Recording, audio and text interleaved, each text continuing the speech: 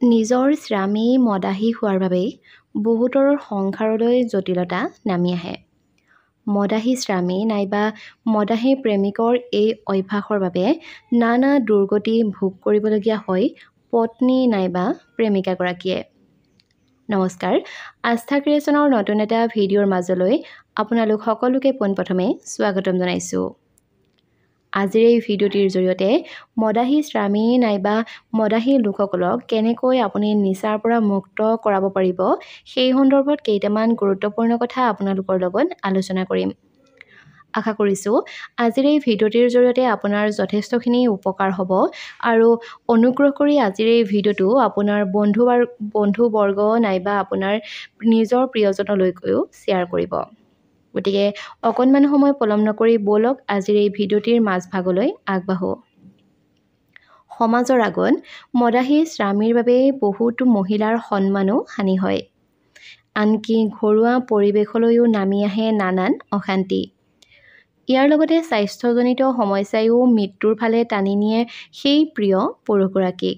সেয়েহে প্ৰত্যেকগৰাকী পত্নী নাইবা প্ৰেমিকাই নিজৰ প্ৰিয় পুৰুষজনক মদৰ পৰা আঁতৰাই ৰাখিব বিচাৰে, নহয় জানো? তেওঁলোকে বিচাৰে যে তেওঁলোকৰ সেই প্ৰিয় পুৰুষজনে আটাইতকৈ বেছি মদক নহয়, তেখেতকহে ভাল পাওক। কিন্তু হাজাৰ চেষ্টা কৰাৰ পাছতো স্বামী নাইবা প্ৰেমিকক মদ এৰুওৱাত ব্যৰ্থতাৰ সন্মুখীন হয় অধিকাংশ মহিলা। আৰু এইটো সঁচাকৈ আমাৰ সমাজখনৰ বাবে অত্যন্ত চিন্তনীয় কথা। গতিকে ব'লকচোন জানি লওঁ আপুনি কোনো এজন মদাহী লোকক কেনেকৈ মদৰ পৰা আঁতৰাই ৰাখিব। প্ৰথমে সেই মহিলাসকলৰ বাবে কেইটামান সৰু কিটিপ তথা কেইটামান বিশেষ টিপছ দিব বিচাৰিছোঁ যিসকলে মদাহী লোকসকলক সহ্য কৰি আছে। তাৰ পিছতেই আপোনালোকক জনাম আপুনি কোনো এজন ব্যক্তিক তথা মদৰ পৰা কেনেকৈ আঁতৰাই ৰাখিব পাৰিব। প্ৰথমতে হৈছে কেতিয়াও উদ্বেগ প্ৰকাশ কৰিব। আপোনাৰ স্বামীৰ সৈতে তেওঁৰ মদ্যপানৰ সন্দৰ্ভত আপোনাৰ উদ্বেগ সম্পৰ্কে সেই ব্যক্তিজনক অৰ্থাৎ আপোনাৰ স্বামী নাইবা আপোনাৰ প্ৰেমিকজনক মুকলিকৈ কওক। তেওঁৰ প্ৰতি যে আপোনাৰ মৰম আৰু সমৰ্থন প্ৰকাশ কৰাৰ লগতে তেওঁৰ মদ্যপানে আপোনাক আৰু আপোনাৰ সম্পৰ্কত কেনেধৰণৰ প্ৰভাৱ পেলাইছে সেই কথাও সেই ব্যক্তিজনৰ আগত প্ৰকাশ কৰক তথা সেই ব্যক্তিজনক বুজাবলৈ চেষ্টা কৰক। আৰু ভৱিষ্যত সম্পৰ্কে সেই ব্যক্তিজনক সতৰ্ক কৰি দিয়ক আৰু লগতে আপোনালোকৰ সম্পৰ্কটোলৈ যে ইমান বেছি ফাট মেলি গৈছে আৰু সেয়া যে কেৱল মদৰ বাবে হৈছে সেই কথাটো সেই ব্যক্তিজনক বুজাবলৈ চেষ্টা কৰক। দ্বিতীয়তে সদায় নিজকে শিক্ষিত কৰক। মদ্যপানৰ আসক্তি লগতে ইয়াৰ প্ৰভাৱ আৰু উপলব্ধ চিকিৎসাৰ বিষয়ে জানিবলৈ চেষ্টা কৰক। নিচাৰ প্ৰকৃতি বুজি পালে আপোনাৰ স্বামীক আপুনি মদ এৰুওৱা আৰু সুস্থ কৰি তুলিবলৈ সহায় হ'ব। তৃতীয়তে চিকিৎসকৰ সহায়ত মদ এৰিবলৈ উৎসাহিত কৰক। আপোনাৰ স্বামীক নাইবা আপোনাৰ প্ৰেমিকক চিকিৎসক, থেৰাপিষ্ট নাইবা নিচাৰ পৰামৰ্শদাতাৰ ওচৰলৈ লৈ যাওক আৰু এজন স্বাস্থ্যসেৱা পেছাদাৰীয়ে তেওঁৰ মদ্যপানৰ ব্যৱহাৰৰ মূল্যায়ন দিব পাৰে আৰু য'ত উপযুক্ত চিকিৎসাৰো পৰামৰ্শ দিব পাৰে, য'ত চিকিৎসা, ঔষধ আৰু কাউন্সেলিং ইত্যাদিৰ জৰিয়তে অন্তৰ্ভুক্ত কৰি আপোনাৰ স্বামী নাইবা আপোনাৰ প্ৰেমিকক আপুনি মদৰ পৰা এৰুৱাই আনিব পাৰিব। চতুৰ্থতে আৱেগিক সহায় আগবঢ়াওক। আপোনাৰ স্বামীক জনাওক যে আপুনি তেওঁৰ বাবে আছে আৰু আপুনি তেওঁক মদ্যপান বন্ধ কৰাটো বিচাৰে। আপুনি বুজাওক যে মদ এৰিবলৈ তেখেতে কৰা প্ৰচেষ্টাত পূৰ্ণ সহযোগিতা আগবঢ়াব। লগতে উৎসাহ আৰু সহানুভূতি আগবঢ়াওক। দেখিব যে তেওঁ লাহে লাহে মদৰ পৰা নিজকে আঁতৰাই আনিছে। মদ, ধঁপাত, চিগাৰেট আদিৰ পৰা আপুনি কেনেকৈ মুক্তি পাব সেই বিষয়ে জানিবলৈ হ'লে কেইটামান সৰু কথা আপুনি জানিব লাগিব। বহুতে কোৱা শুনিছোঁ যে তেওঁলোকে হেনো মদ নাখালে তেওঁলোকৰ মগজুৱে কাম নকৰা হৈ যায় নাইবা হাত ভৰিবোৰ কঁপিবলৈ ধৰে। আচলতে কথাটো একেবাৰে সঁচা।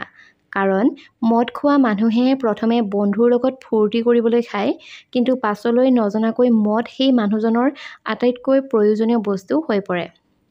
মদ নাইবা ধঁপাত জাতীয় বস্তুৱে আমাৰ শৰীৰৰ কিছুমান দৰকাৰী খনিজ বস্তু ধ্বংস কৰি দিয়ে, যাৰ বাবে হাত ভৰিবোৰ আমাৰ কঁপিবলৈ আৰম্ভ কৰে। মানে সেই বিশেষ ব্যক্তিজন যিজনে মদ খায় তেওঁৰ হাত ভৰিবোৰ কঁপিবলৈ আৰম্ভ কৰে। আৰু ইয়াৰ মূল কাৰণটোৱে হৈছে যে সেই ব্যক্তিজনৰ দেহৰ পৰা ছালফাৰ একেবাৰে নোহোৱা হৈ যায়।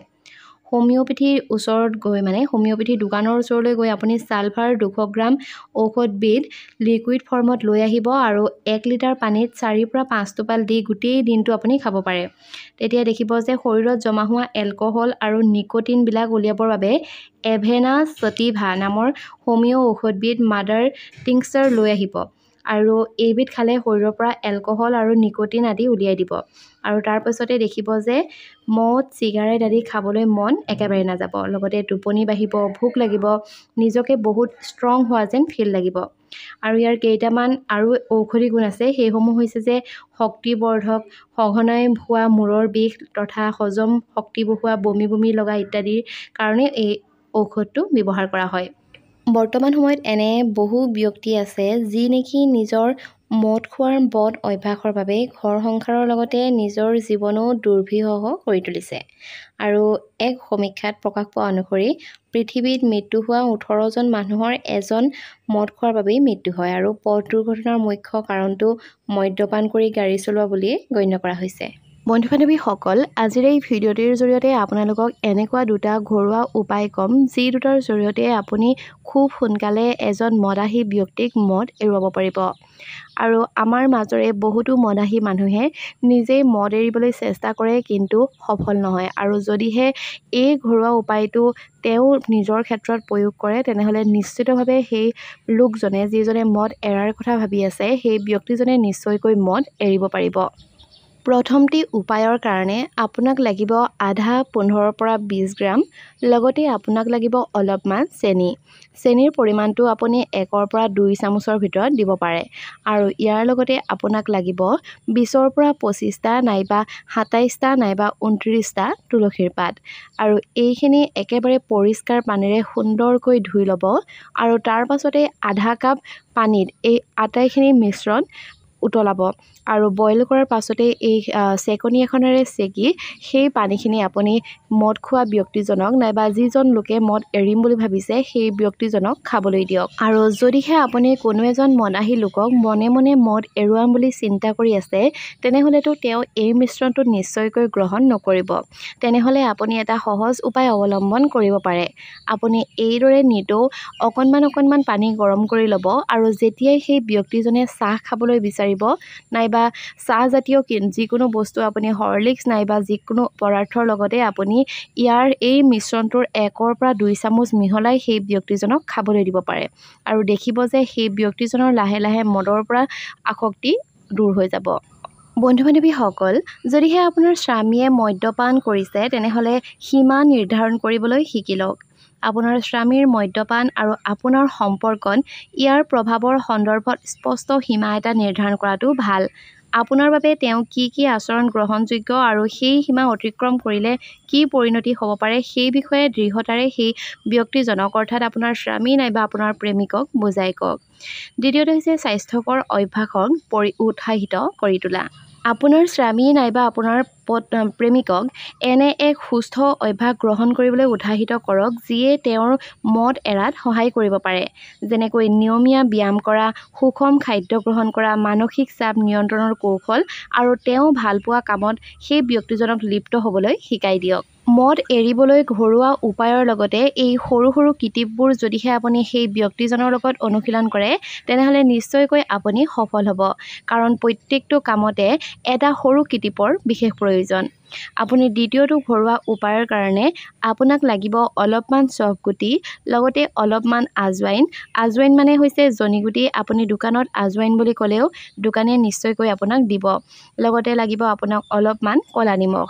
আৰু এতিয়া আপুনি চফগুটি, আজৱাইন আৰু ক'লা নিমখখিনি সুন্দৰকৈ সানি ল'ব আৰু তাৰপিছতে সেই মিশ্ৰণটোৰ লগত এটা গোলনেমু নকটাকৈ গোলনেমুটো আপুনি এটা ৰাতিৰ কাৰণে থৈ দিব। আৰু পিছদিনাখন সেই আটাইখিনি আপুনি এখন কেৰাহীত মিডিয়াম চাইজত ভাজি ল'ব। গেছৰ জুইকুৰা পাৰিলে আপুনি একেবাৰে ল' ফ্লেমতো ৰাখিব পাৰে। কাৰণ এটা কথা আপুনি ধ্যান দিব যাতে আজৱাইন আৰু চফগুটিখিনি একেবাৰে দেৰি নাযায়। যদিহে দেৰি যায় তেনেহ'লে তাৰ পৰা এটা বৰ বেয়া গোন্ধ ওলাব। আৰু এইখিনি মিশ্ৰণ ভাজি লোৱাৰ পাছতেই আপুনি সুন্দৰকৈ গোলনেমুটো তাতে কাটি পেলাই চেপি দিব আৰু তাৰ পাছতে এই ৰেমেডিটো ধুনীয়াকৈ পিচি পেলাই গৰম পানীৰ লগত মিক্স কৰি ল'ব। আৰু এই আটাইখিনি মিশ্ৰণৰ লগত আপুনি 1ৰ পৰা 2 চামুচ ঘিউ মিহলাই দিবলৈ নাপাহৰিব। আৰু যেতিয়াই সেই ব্যক্তিজনক কোনো ভাজি নাইবা ভাতৰ লগত ভাজি নাইবা ৰুটিৰ লগত ভাজি দিব, তেতিয়া আপুনি ৰুটিৰ লগত তাৰ 1 চামুচমান মিশ্ৰণ দি পেলাই ৰুটিটো বনাই দিব পাৰে, নাইবা যিকোনো ভাজিৰ লগত সেই মিশ্ৰণৰ 1 চামুচমান মিহলাই সেই ব্যক্তিজনক খুৱাব পাৰে। ইয়াৰ লগতে আৰু এটা সৰু টিপছ দিবলৈ বিচাৰিছোঁ। আমাৰ গাঁৱলীয়া অঞ্চলত যিটো উপলব্ধ সেয়া হৈছে চাঙৈ টেঙা নাইবা টেঙেচি টেঙা। আপুনি নিয়মিত যদিহে কোনো এজন মদাহী লোকক চাঙৈ টেঙা নাইবা টেঙেচি টেঙা খুৱাব পাৰে, তেনেহ'লে কোনো এজন ব্যক্তিৰ মদৰ পৰা আসক্তি কমি আহে বুলিও বিশ্বাস কৰা যায়।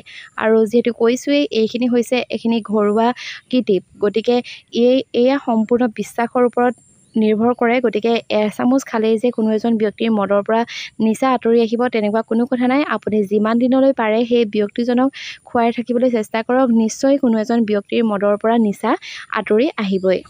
লগতে মদেই হওক বা নাইবা তামোলেই হওক, যিকোনো বস্তুৱেই এইবোৰ হৈছে এক নিচা। গতিকে সেই ব্যক্তিজনে, যিজনে মদাহী নাইবা যিজনে নিচা কৰে, সেই ব্যক্তিজনৰ দৃঢ় প্ৰতিজ্ঞাবদ্ধ হোৱাটো ভাল যে তেওঁ নিচা এৰিবই। গতিকে তাৰ লগতে আপুনি যদিহে সেই ব্যক্তিজনে নিচা এৰিম বুলি ভাবিছে, তাৰ লগতে যদিহে এই ঘৰুৱা উপায়বোৰ কৰে, তেনেহ'লে নিশ্চয়কৈ সেই ব্যক্তিজন সফল হ'ব। বন্ধু-বান্ধৱীসকল, আশা কৰিছোঁ ভিডিঅ'টো চাই নিশ্চয়কৈ ভাল পালে। আৰু যদিহে কোনো লোকে নিচা এৰিম বুলি ভাবিছে, সেই ব্যক্তিজনৰ লগত নিশ্চয়কৈ ভিডিঅ'টো শ্বেয়াৰ কৰিব। আৰু নতুন নতুন আপডেটসমূহ নিতৌ সকলোতকৈ আগত পাই থাকিবৰ কাৰণে আমাৰ চেনেলটি ছাবস্ক্ৰাইব কৰি কাষত থকা বেল আইকনটো প্ৰেছ কৰি থ'বলৈ নাপাহৰিব। তেনেহ'লে আজিলৈ আহিছোঁ, ধন্যবাদ।